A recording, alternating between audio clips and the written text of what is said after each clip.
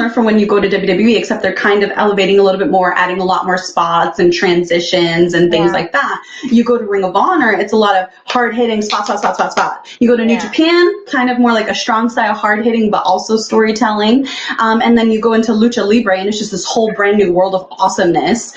You know, and then you go down south, and it's way more storytelling mixed with some moves and stuff like that. And so that's what I mean. Like, what is kind of like your go-to, like, for that you have the most fun with? Because I mean, everybody has their strengths and weaknesses. Some people are great at high flying, other people are really great at rolling and tumbling, and some people are really good at catch wrestling. So what do you feel has kind of been your strength so far? I think what you said was storytelling. Red always told us, like, every match doesn't need a storyline, but it has to tell a story, like, no matter what. So, like, I feel like that, whether I'm, like, whatever role I'm playing in that match, like, we want to get the crowd invested with the story. And all the in-between, I think mostly I stick to basics, like drop kick, suplex.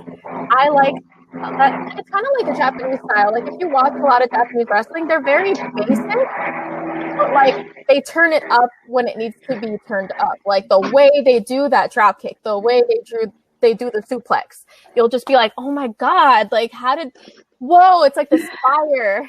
But I am still working on my pop, like my boom, my fire. But I would say that would be like my style. Like, it's definitely storylines, my basics, and then I have like a few fancy moves in there if I need them. That's actually a really good way to go about it, I think, because that gives you a skill that you always have that you can use anywhere, which will basically just ensure that you always have a job, which is very smart. You know what I mean? Sometimes they don't need you to do those moves. Sometimes they need you to make somebody else look good. And knowing how to make yourself look good by making someone else look good is also a part of the art. I think that a lot of